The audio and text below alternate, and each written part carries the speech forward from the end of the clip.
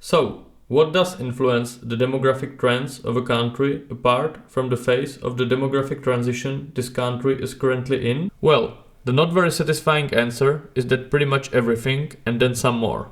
From the average years of schooling, most importantly for women, religiosity, economic situation, level of urbanization, overall culture, or various government family policies. The problem is that with every one of these metrics, you will be able to find many exceptions to the rule.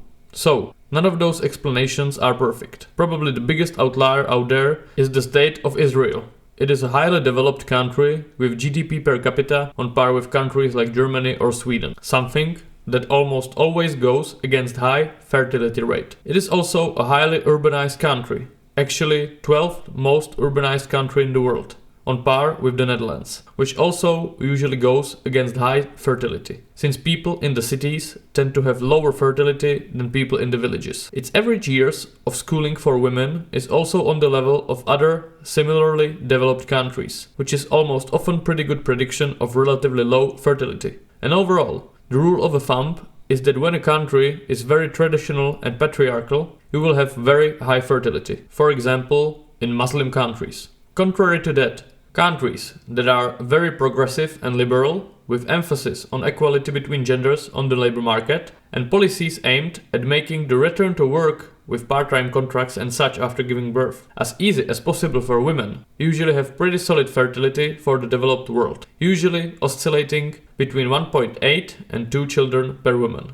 We are talking about countries like France, Sweden or the UK. But countries caught in the middle of those two approaches usually have the ultra-low fertility of less than 1.5 children per woman. These are the countries that are modern in the sense that women are expected to study and work same as men are, but at the same time still maintain somewhat more traditional outlook on the family life and gender roles. Those are the countries in East Asia, Southern Europe and Central and Eastern Europe. Now if you look at Israel, it definitely looks more similar to the model of the lower fertility countries, at least at the first sight. It is very modern and educated, but also definitely more traditional and rooted in religiosity than many Western countries. Israel also does not have very pronounced pro-family policy or financial support. So, just by these general indicators, one would probably expect Israel to have very low fertility, but it does not. Its total fertility rate has stood at about 3 children per woman in the past years, and that is even among the more secular Jewish population. And the fertility rate is increasing over time. That makes Israel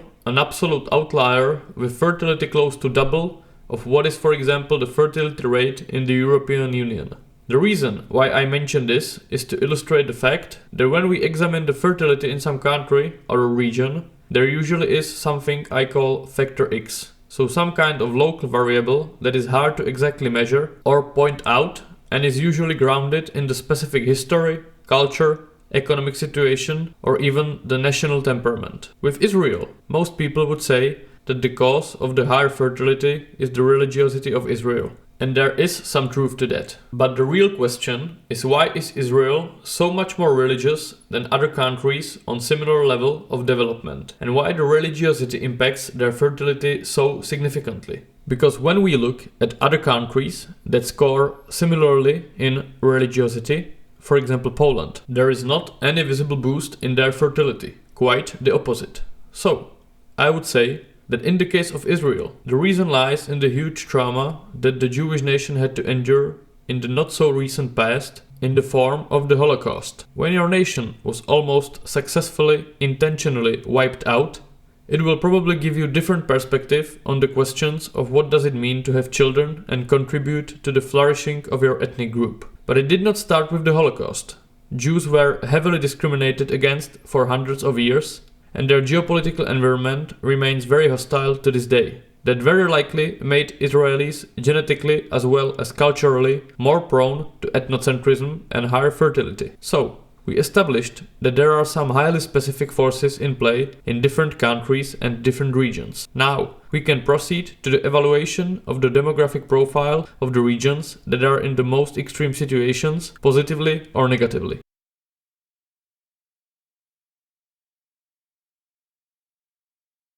East Asia is probably in the most interesting position in the world, demographically speaking. On one hand, it has one of the best societal predispositions to deal with the demographic crisis. It is ethnically and culturally homogeneous, and the East Asian countries are very ethnocentric and collectivistic in their nature and their culture. They are thus rather well equipped to pool the societal resources and deal with various kinds of crises. East Asian countries are also very technologically developed and innovative. When we look at the robot density in the manufacturing industry in 2021, 6 out of the first 10 countries are East Asian, with South Korea, Singapore and Japan taking the first 3 spots. So, replacement of lacking workers with robots, as well as robots caring for the old and sick. We will definitely see this stuff being implemented in the East Asian countries. But on the other hand, the demographics of all of East Asian countries are just so awful that it is rather hard to imagine any future scenario without demographic collapse of some kind.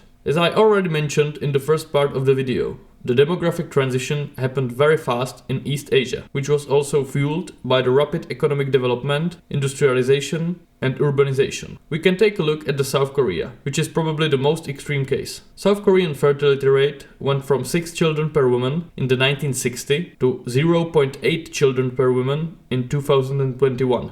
This is an absolutely staggering drop, where we see the fertility rate to contract to less than 1/6 of the 1960 levels. It is also the lowest fertility rate ever recorded in the history of the humankind. When we examine the levels of urbanization, the percentage of people living in the towns and cities went from 28% in the 1960s to 83% in 2016. This is also interconnected with the drop in the fertility rate. People in rural areas are having, on average, higher fertility than people in the cities. Rural populations often lived off the land, and thus children were both used as laborers on the fields and also as kind of old age insurance, since they could take care of you when you got too old to work. But when you live in the small apartment in the city, work in an office, and your pensions is state funded, child is more of an economic burden than benefit. You have to really want one to have one. You do not need it, strictly economically speaking. And the nature of East Asian urbanization is also quite specific. Now imagine your typical US city, with its sprawling suburbs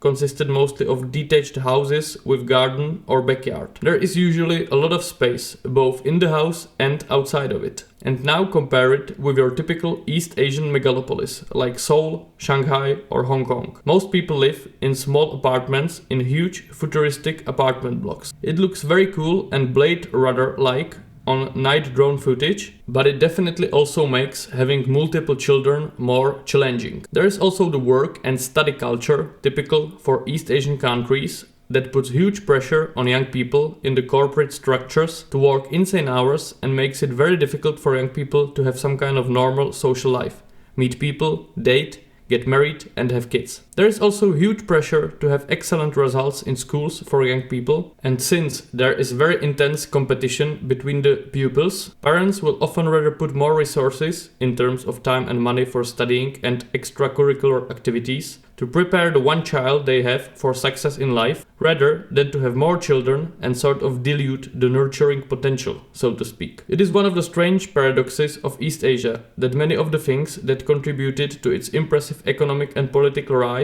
now might lead to its downfall. 20 years from now, there will be 270,000 20-year-olds and 870,000 65-year-olds in South Korea. That means that there will be more than 3 times the number of people reaching retirement age than the people entering workforce. That is huge imbalance, and it will have huge repercussions throughout the society. And the situation is not much better in other countries in the region. The total fertility rate in China was 1.16 children per woman in 2021, down from 6 children per woman in the 1965. In 1963, there was 29.5 million Chinese born. In 2021, it was 10.6 million, and the figure is going down rapidly every year, as is the number of new marriages. So, China is charging ahead to similar imbalance of 3-to-1 ratio of retirees to new workers. Such a severe demographic crisis in China is certain to shake up the economic balance of the whole world. Taiwan is demographically rather similar, with the fertility rate going down from 6 children per woman in the 1960s to under 1 child per woman in the recent years. It is an irony that Japan, a country that is sort of taken as a synonym for aging, is probably in the best demographic shape in the region. Its transition started earlier, and thus its fertility has been falling since the beginning of the century, and in the last 30 years it oscillated around 1.3 children per woman. Bad, but not as bad as fertility under 1 child per woman as in many other countries in the region. The situation in East Asia is further complicated by the very high life expectancy, meaning that people just generally live very long. That is of course ultimately probably a good thing, but not when you are dealing with aging population. The countries in the region are also recording highest levels of childless women of anywhere in the world, reaching often almost 30% and rising further. This also has huge implications, since there will be a huge amount of old people with literally no one to take care of them, not even their own children. Childless people also have lesser stakes in the future of society, since they do not have to think about the world where their children and grandchildren will live in. Overall, the fascinating thing about the East Asian region is how incredibly similar the situation in these countries is. The specific combination of culture, rapidly fast development, and life in the East Asian megalopolises is just not a good thing for having children. It will lead to massive population collapse and probably complete political and ideological overhaul in the region. Since East Asian nations are very ethnocentric, the vision of their ethnic group slowly withering away might cause significant cultural pushback, with some kind of heavily family-oriented ideology taking root. But nonetheless, the significance of this region in the world affairs will unavoidably decline.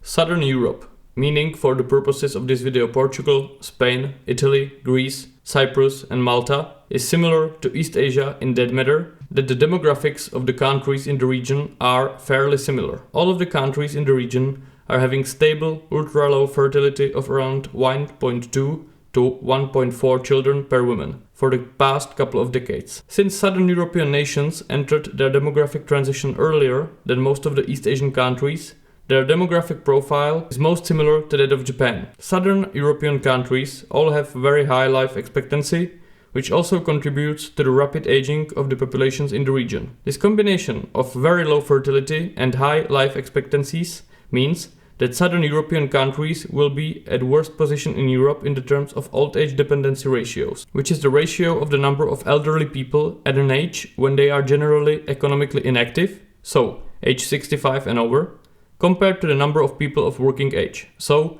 15 to 64 years old. The number of people over 65 years old per 100 people of working age should reach between 70 and 80 in Italy and Spain in 2050. With Portugal and Greece not faring much better. The number of people entering workforce in Italy has been about the half of the people retiring for some time now, and this trend is not going to change. But since the really massive generations of 6 children per woman were generally born in the 19th century, there won't be the even worse imbalance of 1 person entering the workforce to 3 retirees seen in East Asia. But the situation is still very unpleasant. The population of Southern Europe is projected to decline substantially, and the population of Italy, Greece and Portugal has been declining for a couple of years now. The population of Spain has been rising significantly in the last decades, but majority of this growth was caused by immigration. Now it is probably time to talk about immigration and its impact on demographics. This is one of the most glaring differences between East Asia and Southern and Western Europe. East Asian societies largely refuse to allow large-scale immigration of people from different countries to mitigate the impacts of aging of the population,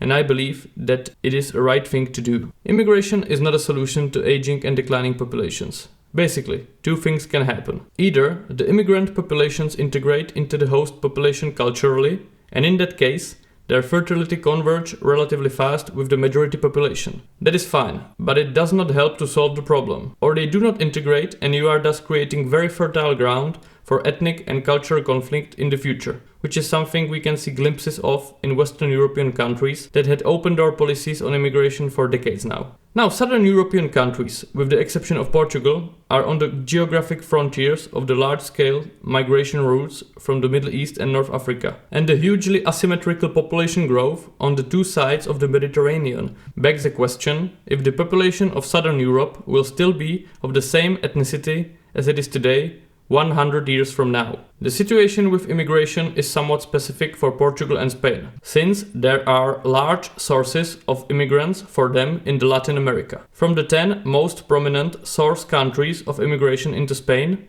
5 are in the Spanish-speaking Latin America. And as for Portugal, Brazil is the main source of immigration. It is certainly an advantage, because as a general rule, there is much more control you can apply on who can enter your country if your main sources of immigration are from places that cannot reach your country by foot or by boat. This is why immigration is generally better handled in countries like Canada, Australia or New Zealand. These Anglophone settler countries are best equipped to run immigration-based societies, since they are English-speaking, geographically remote, and have very high living standards. They can therefore sort of cherry-pick people from around the world that they evaluate as helpful for their economies. Now, as for the specific cultural reasons for the low fertility rate in Southern Europe, it is a tough nut to crack. Many people will argue with economic reasons connected to high youth unemployment and the economic downfall of the great financial crisis in 2008. And while it certainly did not help, there really isn't any data to back that up.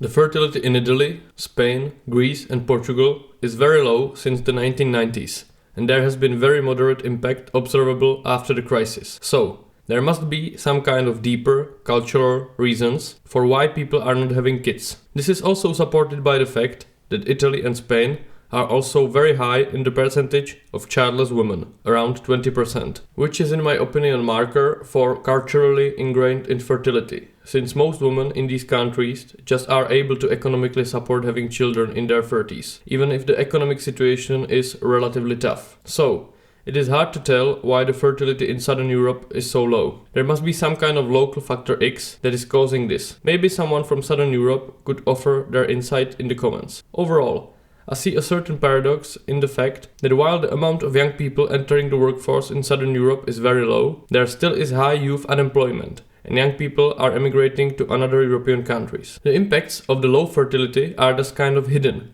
by another economic problems. The pro-family policies in Southern Europe are also relatively modest, which contributes to the low fertility. As for the future, it does look grim. There is a very dangerous combination of very old and aging populations and very high public debt that exceeds 100% of GDP in every country in Southern Europe. That is a time bomb that just will go off at some point in the future, and it won't be pretty.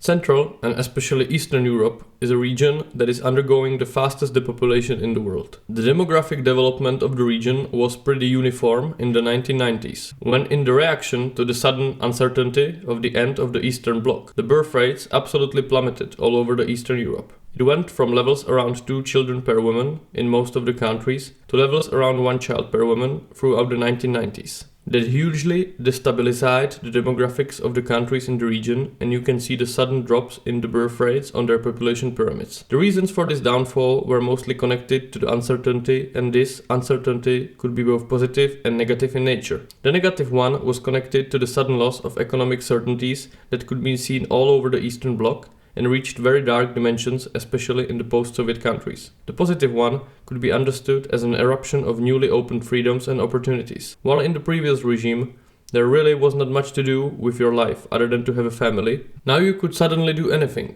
at least in theory. After the 1990s and early 2000s period of ultra-low fertility, where countries in the region were attacking the 1 child per woman mark, the situation started to improve and also to diverge. Today, there is significant demographic diversity, but generally the region is depopulating and aging fast. This is most severe in the eastern and southeastern, predominantly but not exclusively Orthodox, part of the continent. When you look at any ranking of depopulation of states since 1990, it will consist almost exclusively of countries in Eastern Europe. And the situation is same with the projections to the future. The reason for this is the combination of low birth rates with very high emigration rate. That is what makes the biggest difference between this region and other regions dealing with low birth rates, since the other regions are usually relatively rich and developed, and thus the people are not emigrating, like in East Asia, or there is also large-scale immigration, like in Western Europe or the Anglosphere. But in the ex-Eastern Bloc countries, working-age people have been leaving by millions to migrate to the very easily accessible Western Europe. But there are also countries that benefited from the migration from one part of the region into another one. For example, the Czech Republic, my home country, benefits hugely by the influx of workers mainly from Ukraine and Slovakia. Czech Republic also had total fertility rate of 1.83 children per woman in 2021, which is the highest number in Europe in that year and higher than many countries you definitely would not expect, like Iran or Turkey. But the number of births per 1,000 people is much lower in the Czech Republic because of the demographic momentum in Turkey and Iran, where there is much more women in the childbearing age. Czech Republic has very generous pro-family policies, with longest maternity leave in Europe, but that does not explain it wholly. Czechs are just generally family-oriented people.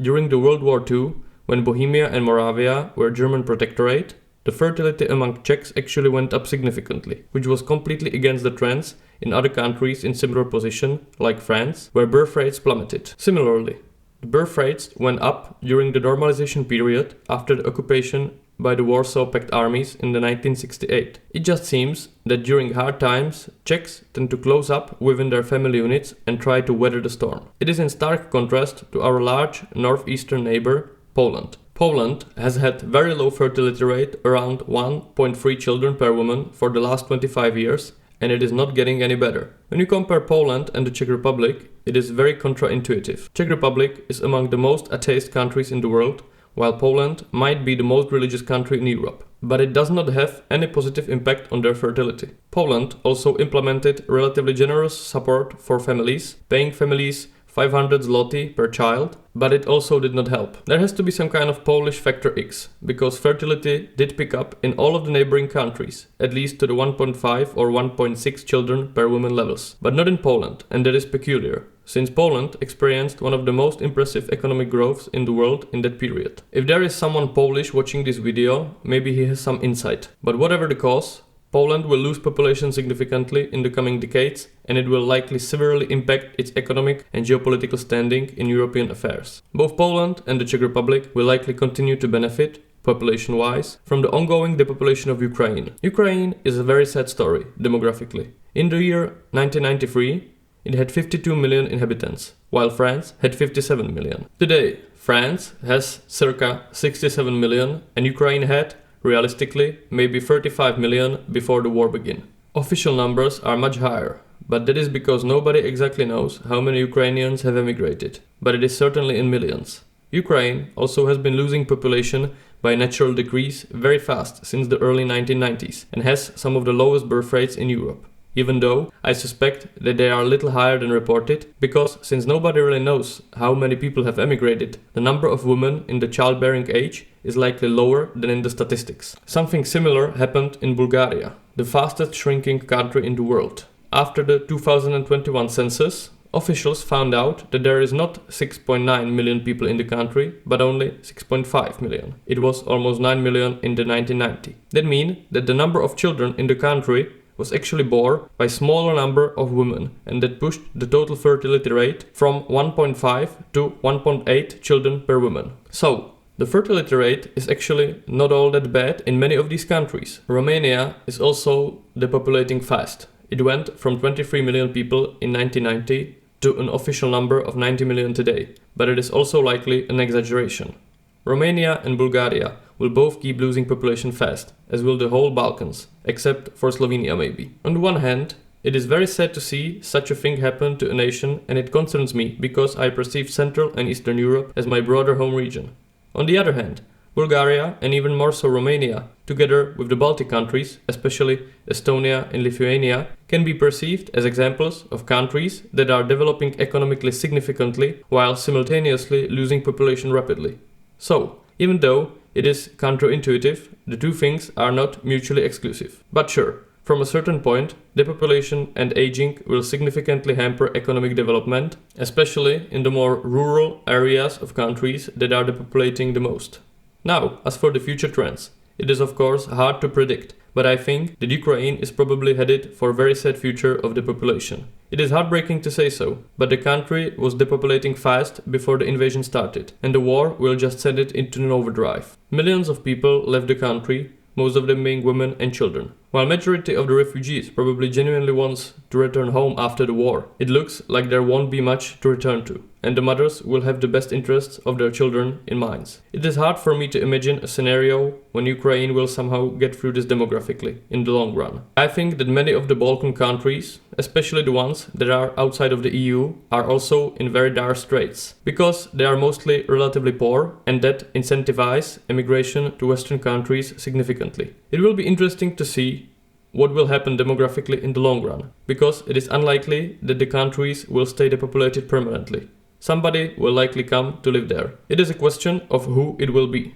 But the Balkans are one of the most important migrant routes from the Middle East to Europe. And I can imagine scenarios when the people from the Middle East, which has mostly very high population growth, starts to populate the depopulating Balkan lands. The Baltic countries are also shrinking significantly, and their population is already very small, which could be alarming going into the future.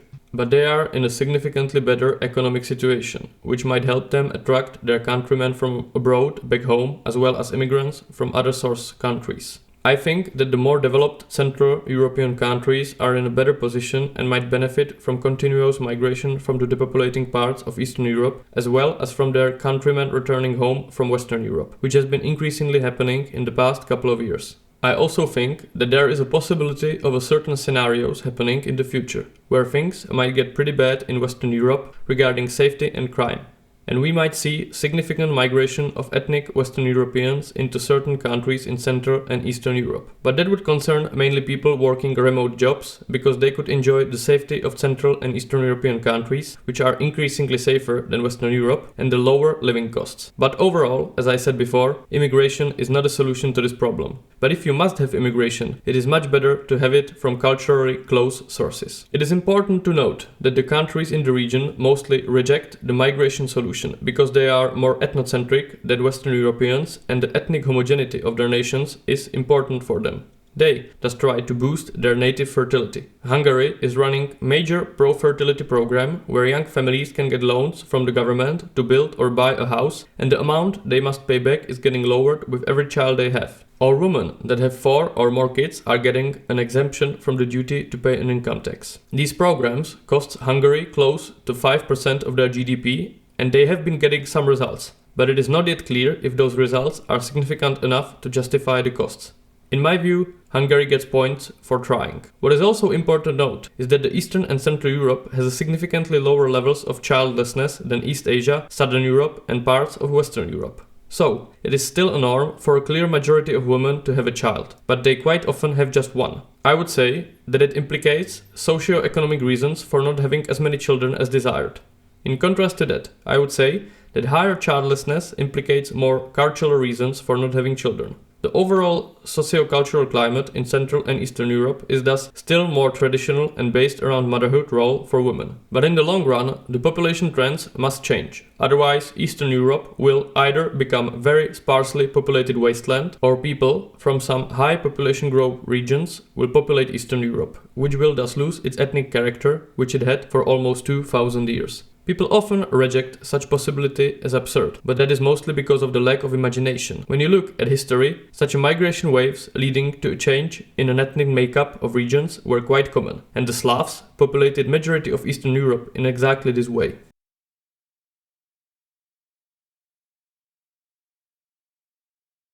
When talking about the demographics of the Western Europe and the Anglosphere, the basic, if somehow simplistic, division one can make is between the German-speaking Europe, so Germany, Austria and Switzerland, and the rest. German-speaking countries has had a very low fertility in the 1.2 to 1.5 children per woman range for many decades, and are among the oldest countries in the world. It is a question of why this is the case, and I would say that there is some form of German-speaking factor X in play. On paper, there really is no reason why Germany should have significantly lower fertility than France or the Netherlands. In the specific case of Germany, which has traditionally had even lower fertility than Switzerland and Austria, and one of the lowest in the world, one might speculate about the impact of the guilt felt by the population for the Second World War, but it would be just speculation. There are also one of the highest levels of childlessness in these countries of anywhere in the world, which point to culturally influenced reasons for low fertility, since no one can really argue that the economic conditions in Switzerland are causing women not to have children. The rest of the Western Europe, with a few exceptions, and the Anglosphere, are having relatively higher fertility, in the 1.7 to 2 children per woman range, and are thus often a couple of years younger than the countries in German-speaking Southern or Eastern Europe. It is usually ascribed mostly to the long-term economic, institutional and geopolitical stability, wealth, in some cases, like France and Sweden, generous and well-rounded pro-family policies, and in the case of the United States, also to significant religiosity. The pro-family policies are usually quite socially progressive, meaning that they are aimed at easing the return to work for women after giving birth. What all the countries have in common are very high levels of immigration.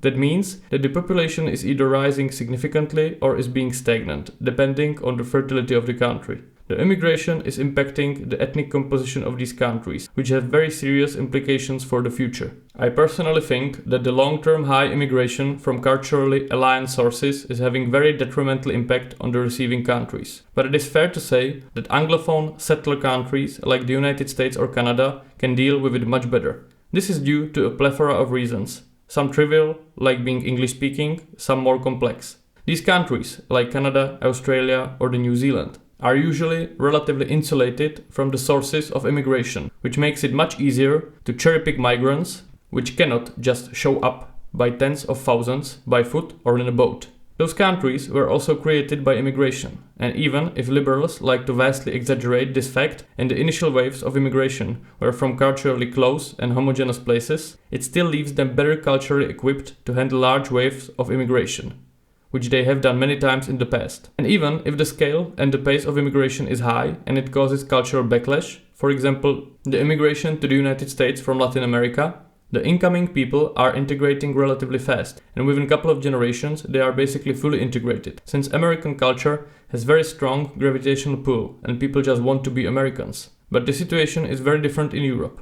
Western European countries are quite literally shooting themselves in the foot. One of the main reasons, together with favorable geographic location and overall cultural climate, why the Protestant countries of northwestern Europe are historically so incredibly successful, is because they possess one of the highest levels of social trust of anywhere in the world. High trust society is one where interpersonal trust is relatively high and where shared ethical values are strongly shared. According to researchers, low-trust societies are typically kinship-based. Outcomes of low-trust societies can include difficulty in forming and maintaining corporate structures, mechanisms and institutions that are corrupted, dysfunctional, or absent in low-trust societies include respect for private property rights and trusted civil court system, democratic voting and acceptance of electoral outcomes, and even voluntary tax payment. In other words, high social trust is a necessary component of running a modern, wealthy, and overall successful nation and state.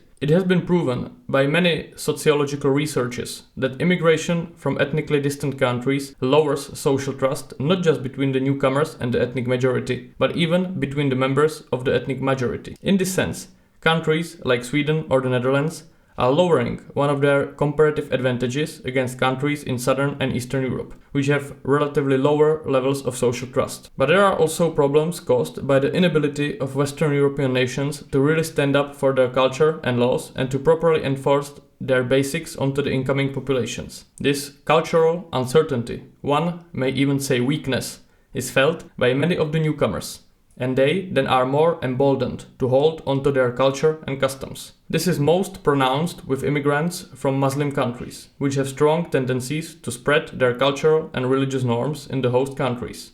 So, while the population pyramids and demographic prospects of these countries look significantly better on paper, it is a question if it will bring the desired results. There are, for example, data from Denmark that clearly shows that immigrants from the Middle East, North Africa, Pakistan and Turkey and their descendants are net loss for the financial system for their whole life, while the immigrants from other sources as well as the native Danish population are net benefits for the system. In that case, it is very clear that mass immigration from these sources just cannot bring the desired reinvigoration of social systems. But it also opens a question of what is a nation state for.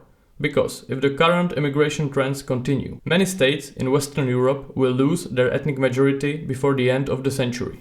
Now, every nation has the right to change the demographic fabric of its society as much as they wish, but it should be discussed openly that this is what things are headed to. Now at this moment, I would like to shortly address the so-called Great Replacement Theory. The theory states that with the complicity or cooperation of so-called replacist elites, the ethnic white European populations at large are being demographically and culturally replaced with non-white peoples, especially from Muslim majority countries, through mass immigration, demographic growth, and drop in the birth rate of white Europeans. Mainstream scholars have dismissed these claims as rooted in a misunderstanding of demographic statistics and premised upon an unscientific, racist worldview. Now, this theory must be divided into two parts. Part 1 is the belief that it is all some big conspiracy, perpetuated by a close-knit circle of elites, financial, political, or even the Jews, that are detached from the populations and want to rule and manipulate societies to serve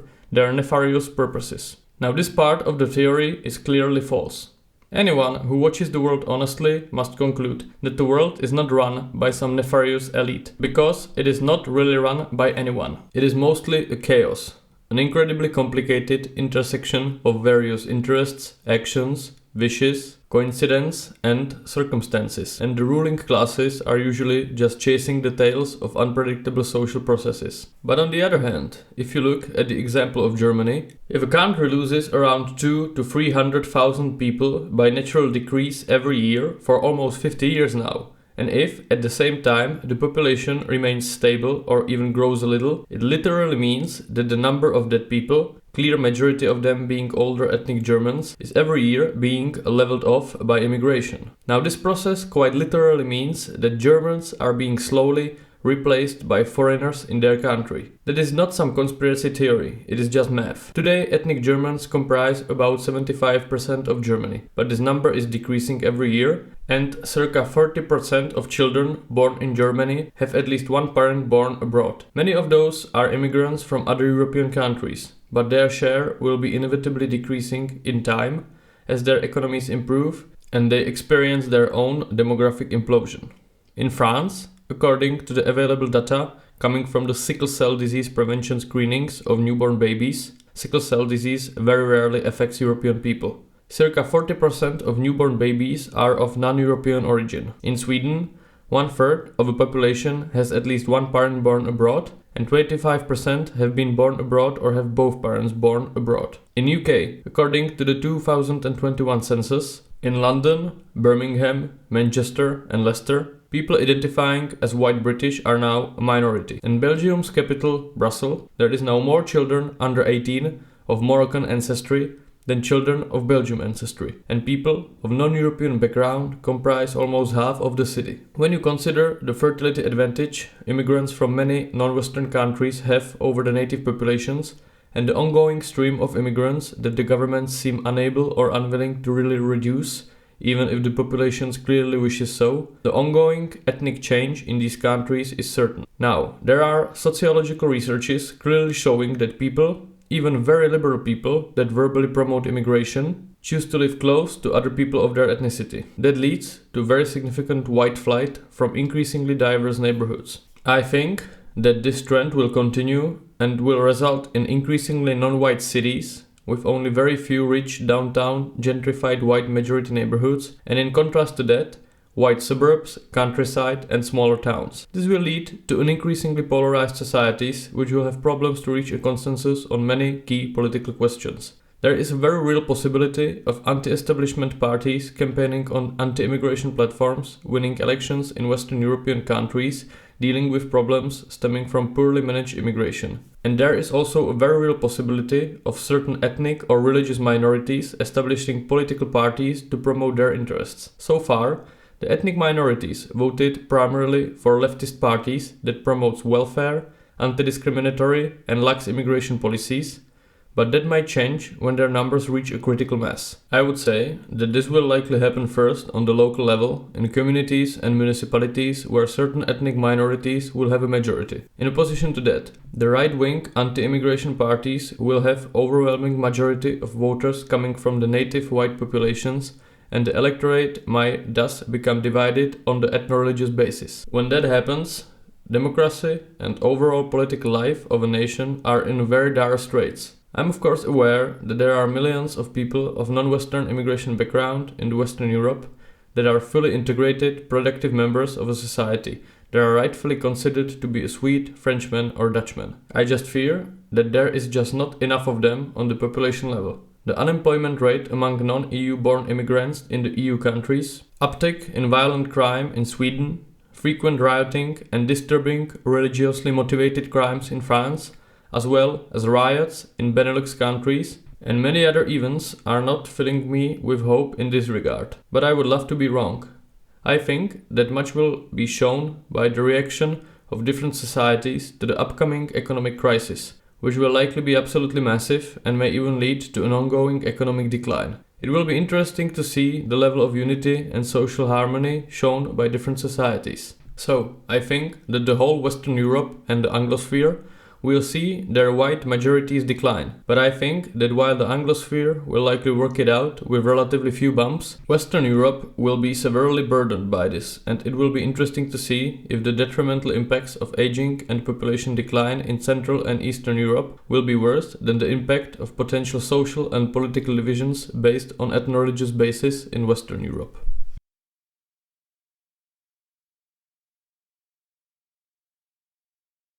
For the vast majority of this video, I was talking about the regions dealing with various levels of aging and declining populations. Now, I will shortly address the biggest challenges that the countries with the opposite problem are facing. This chapter will be very short, because I wanted to focus on the declining regions, but to put it simply, there is a very serious threat of large-scale famine threatening many countries and regions that are dependent on the import of vast majority of the food consumption and at the same time have a huge and growing populations.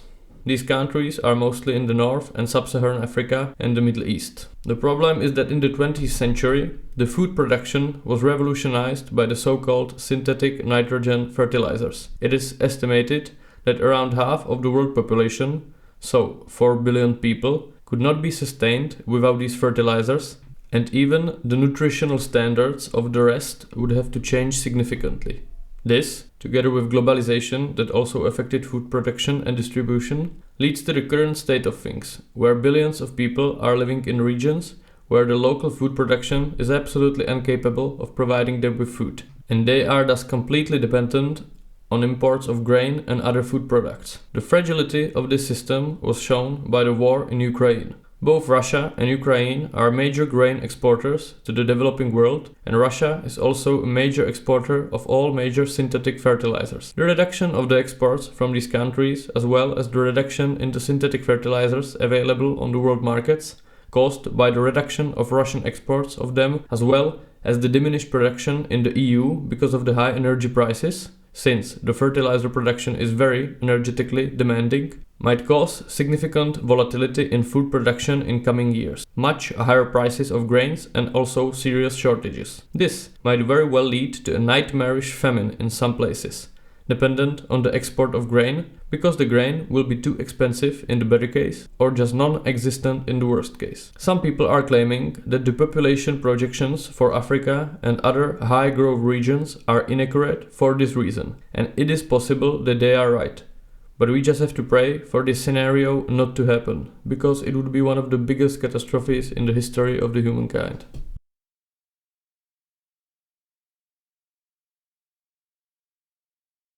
I believe that there is a significant demographic crash coming that will affect pretty much every aspect of contemporary life on this planet. I think that it is unavoidable, since almost all of our economic models are adjusted to a growth of pretty much everything, and the growth of everything is underpinned by the growth of the population. Without it, our current models will be shattered and we will have to come up with something new. The real question is the scope of the coming collapse. In that regard, there is a large space for different outcomes. There are many voices in the current debate predicting collapse of almost apocalyptic proportions, since our current globalized economy is so massively interconnected and thus fragile that it cannot survive the coming avalanche of simultaneous crises stemming from the demographically caused collapses in production, investment, trade and consumption. This could potentially lead to a collapse in the ability to further function as an industrial society in many parts of the world, which would then lead into a massive death caused primarily by hunger and cold.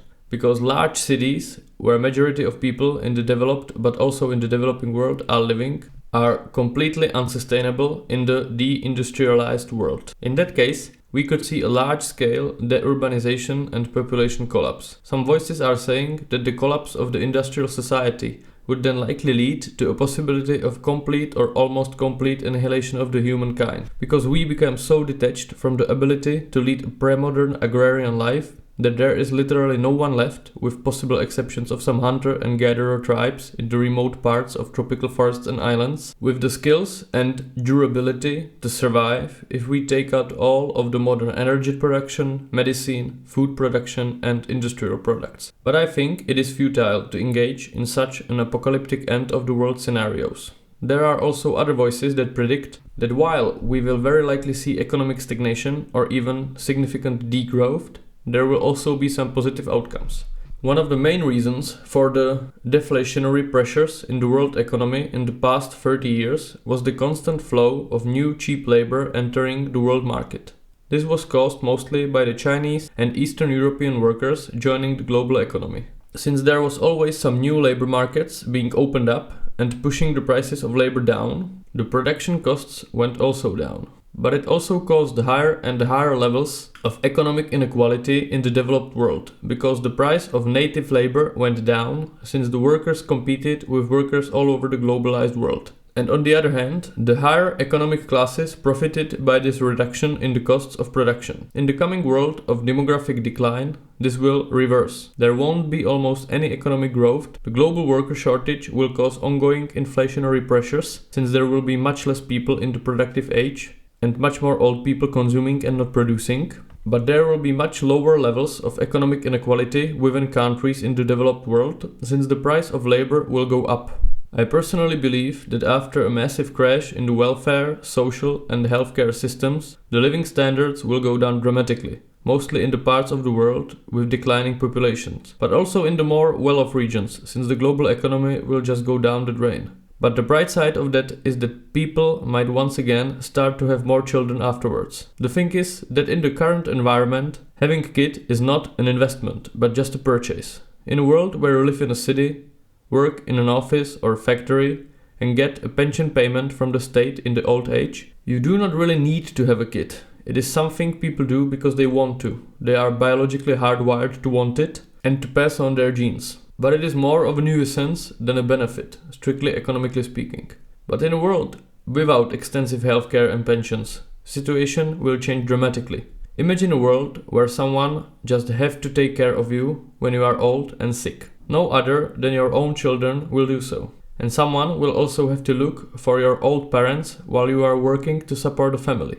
Again, children might suddenly become necessary help. In the significantly less complex and poorer economy, people will likely also try to be increasingly subsistence-oriented, and children will thus be needed hands to help with the work at fields and gardens. I do not want to paint the picture too idealistically, since all of this will be underpinned by many sorrows and pain. People and children will likely be dying from health issues that are today relatively easily dealt with. The amount of people living in real poverty, meaning danger of cold and hunger, will likely increase dramatically in the developed world, and there also is the danger of famine in the developing world. There might be wars and unrest as the old world order unravels. But maybe the modern world we live in is creating such an unparalleled evolutionary mismatch for us that even if we have the objective material resources to have almost as many children as we want, our evolutionary instincts are so weakened that we increasingly choose to have very few. This is an environment that, if the trends would go unchanged, would in a time lead to an extinction of a humankind. From the broader evolutionary view on our species, any system that leads to an extinction in the long run is bad, even if it is the system that produces the biggest levels of material well-being in the history. There was a famous experiment by an American ethologist, John B. Calhoun. He basically created a rat utopia, where he crafted an environment for rats where there was ideal climate all the time, never-ending supply of food, and no predators or illnesses. After a couple generations of massive population growth, the population started to completely degenerate, stopped reproducing, and died off. I think that the rise of people without the desire to have children, which is against our most basic evolutionary instincts, might signal similar kind of degeneration, or at least confusion of our instincts caused by the detachment of our current lifestyle from the way we were evolutionarily evolved to live in. I think that we will see a massive collapses in population in East Asia and Eastern Europe that might fuel creation of new nationalistic and heavily family-oriented ideologies, since the regions are both quite ethnocentric and group survival-oriented, and the visions and realities of large-scale national declines might provoke ideological response counter that development. I am not sure about Southern Europe. On one hand, there will likely be significant demographic pressures from the other side of the Mediterranean. On the other hand, the southern European countries are also relatively ethnocentric, and the Mediterranean Sea is a natural geographic border, and if there would be a clear political will to stop the immigration from North Africa to Europe via the Mediterranean, it is not that hard to technically do that. As I said before, people often consider the scenarios where some new ethnicity starts to significantly populate a region where there is currently another ethnicity prevalent as some absurd right-wing conspiracy, but it really is mostly lack of imagination. These things happened regularly in the past, and the demographic profile of Caliphate of Cordoba was significantly different than that of contemporary Spain. I believe that we will see significant ethnic tensions arise in Western Europe with the creation of political parties crafted to serve the interests of different ethno-religious groups, and after a time of turmoil, it will probably lead into a creation of some mixed ethnic identity in most of the Western Europe. I also believe that this process of a creation of a new mixed ethnic identity will be much more smooth and quick in the Anglophone settler countries, which are probably the best equipped developed countries in the world to weather the demographic storm somehow. Nonetheless, we are heading into some very interesting times, to say the least.